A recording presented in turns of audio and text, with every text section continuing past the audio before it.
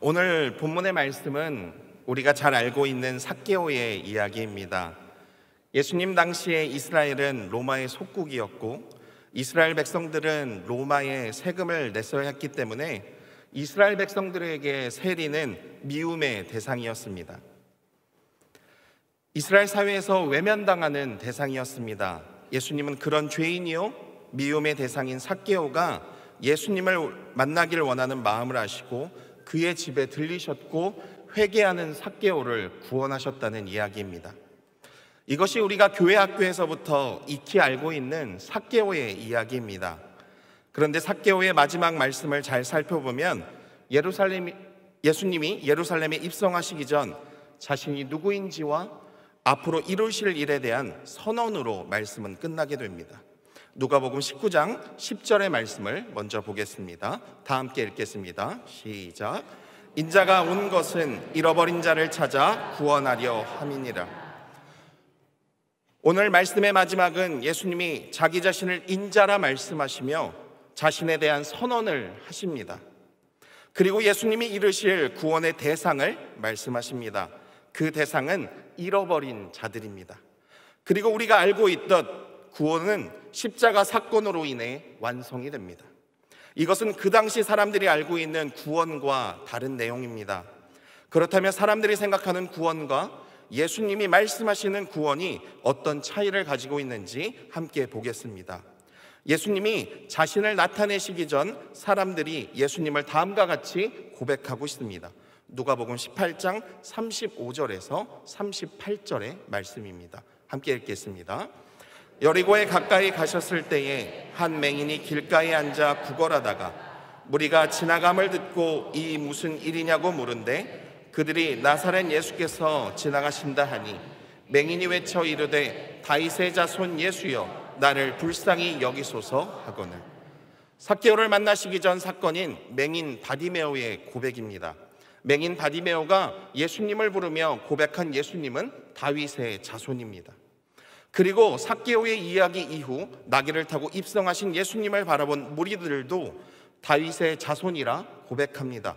마태복음 21장 9절의 말씀입니다. 함께 읽겠습니다.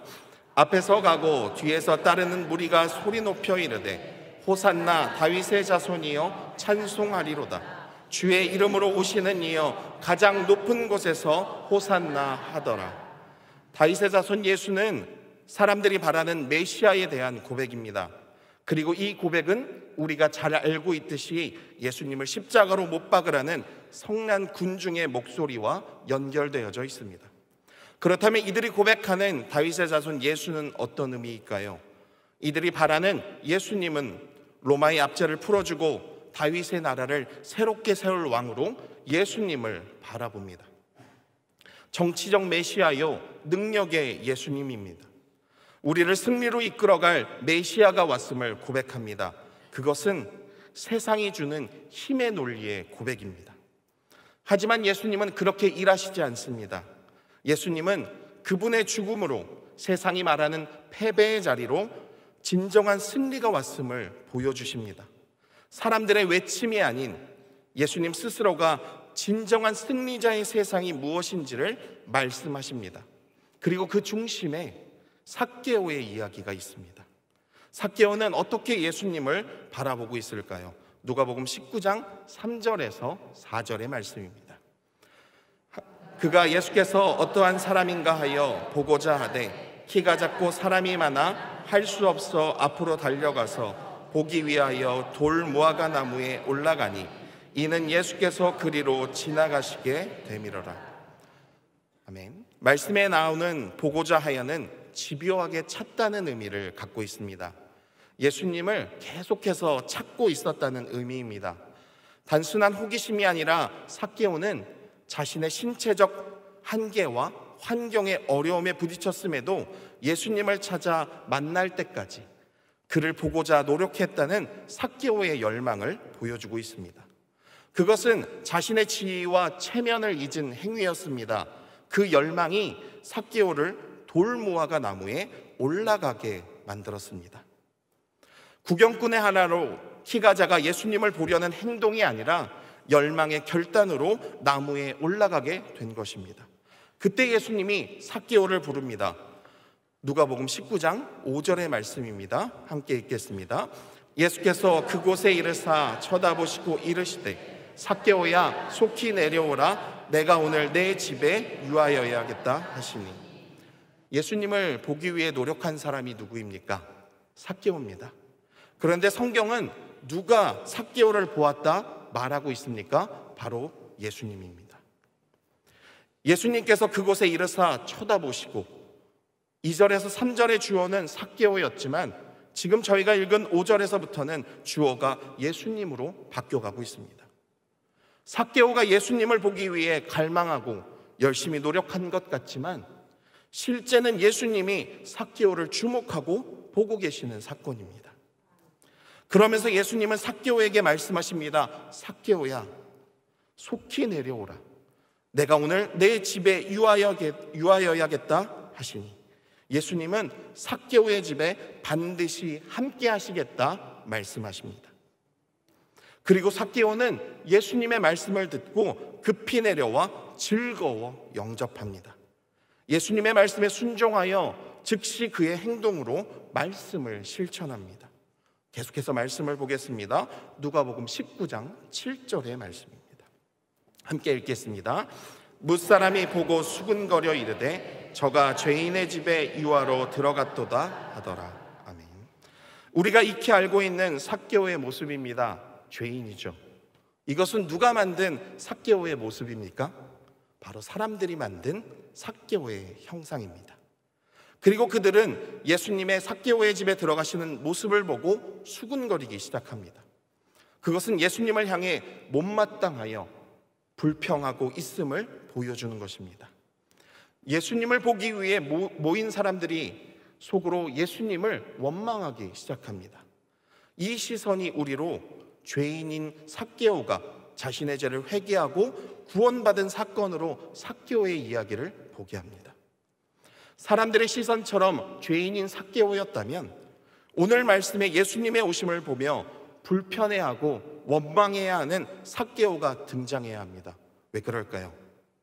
삭개오는 세리장입니다. 세리장은 로마에 세금을 바치고 그 지위로 살아가는 사람입니다.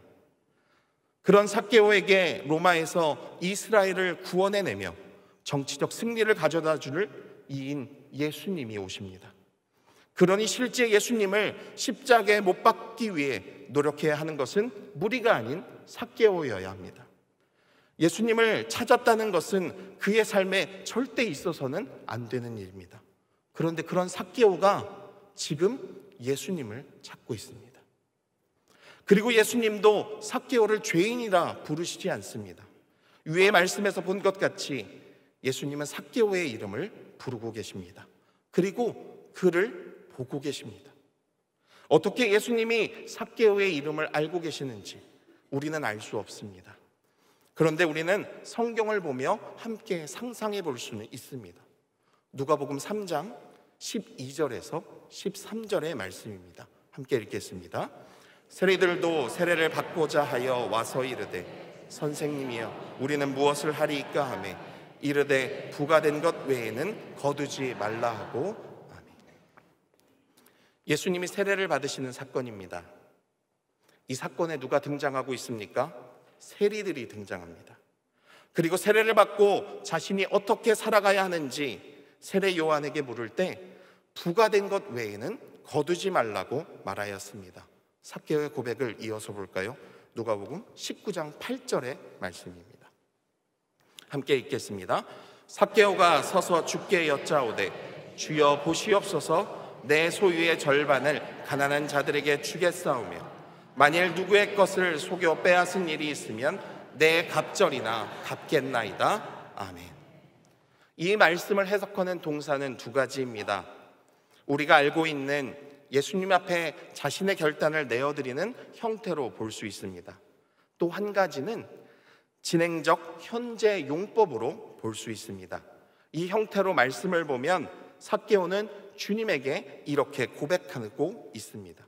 주님, 저는 제 재산의 절반을 가난한 사람들에게 주고 있습니다. 그리고 제가 누구의 것을 속여 빼앗은 일이 있으면 그것을 내 갑절로 갚고 있습니다. 그리고 저는 앞으로도 이렇게 살겠습니다는 삭개오의 고백입니다. 삭개오가 예수님을 언제 만났었는지 우리는 알 수 없지만 삭개오의 고백을 살펴보면 삭개오는 이미 믿음을 가지고 있는 사람입니다. 그리고 예수님의 복음과 말씀을 듣고 자기의 삶을 받고 복음을 실천하며 살아가고 있습니다. 그러기에 삭개오는 예수님이 지나가신다는 소식을 듣고 그를 보기 위해 돌무화과나무로 올라가는 것입니다.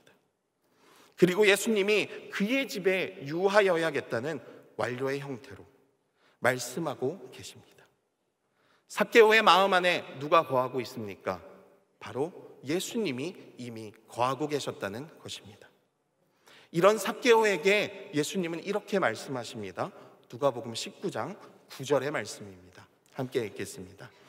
예수께서 이르시되 오늘 구원이 이 집에 이르렀으니 이 사람도 아브라함의 자손이미로다. 아멘.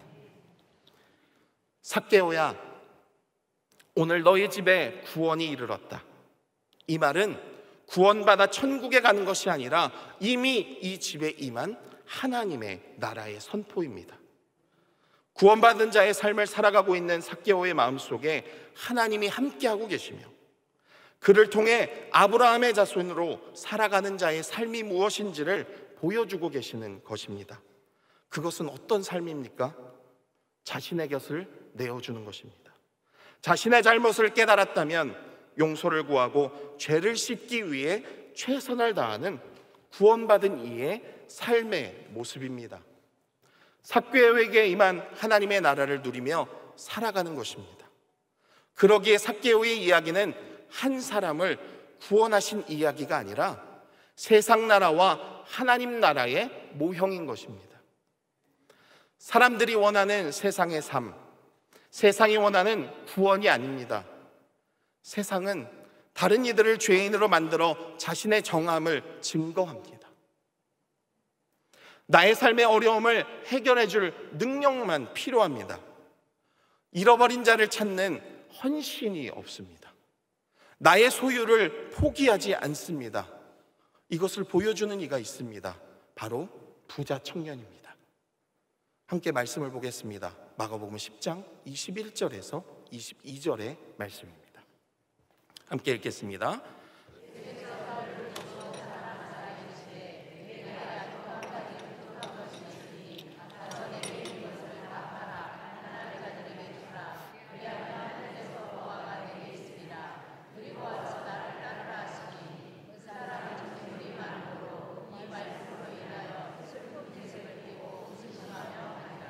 아멘.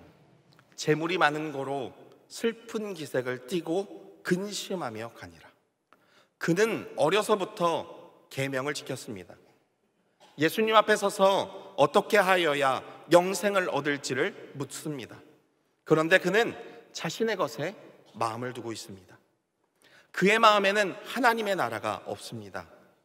하나님 나라의 평안함이 없기에 그는 근심하며 돌아갑니다. 하나님 나라는 평화와 사랑의 나라입니다. 그러기에 세상의 방법과 이야기가 통하지 않습니다. 소유가 없어도 평안한 나라입니다. 샬롬입니다. 예수님이 보여주신 하나님의 나라의 방법은 자신의 목숨을 내어주는 것입니다. 그 나라를 삭개오의 삶을 통해 보여주십니다. 십자가에 달려 죽으실 예수 그리스도를 통해 만들어갈 하나님의 나라를 말입니다. 그리고 그 나라를 소유한 백성으로 여기 앉아있는 우리를 부르셨습니다. 누가복음 17장 20절에서 21절의 말씀입니다. 다 함께 읽겠습니다. 하나님의 나라는 볼 수 있게 임하는 것이 아니요 또 여기 있다 저기 있다고도 못하리니 하나님의 나라는 너희 안에 있느니라. 아멘. 주님과 함께 살아가는 것, 그것은 하나님의 나라를 살아가는 우리의 특권입니다. 우리가 복을 받기 위해 주님을 믿는 사람들이 아닙니다. 우리는 복을 누리며 살아가는 하나님의 자녀입니다. 구원받은 자의 특권으로 우리는 하나님의 나라의 평안함을 누리며 살아가야 합니다. 그것이 무엇입니까? 자신의 것을 내어주는 것입니다. 우리는 세상의 조건과 상황을 비교하며 내가 가지지 못한 것을 중심에 두고 살아갈 수 있습니다. 하지만 우리는 남들보다 가난하고 부족하고 뒤떨어질 수 있지만 우리 모두 하나님 앞에서 존귀한 자들입니다. 세상의 소유가 아닌 하나님 한 분을 바라보고 하나님이 보내주신 자리에서 내가 주님께 속한 자인 것처럼, 삭개오처럼 하나님 나라의 소망을 두고 걸어간다면 우리 마음에는 천국이 임할 것이고, 여기 계신 모든 분들의 한 걸음 한 걸음을 통해 하나님의 살아계심을 경험하게 될 것입니다. 나를 통해 하나님이 무엇을 하고 싶으신지, 어떻게 만들어 나가길 원하시는지를 밝히 알게 되실 것입니다.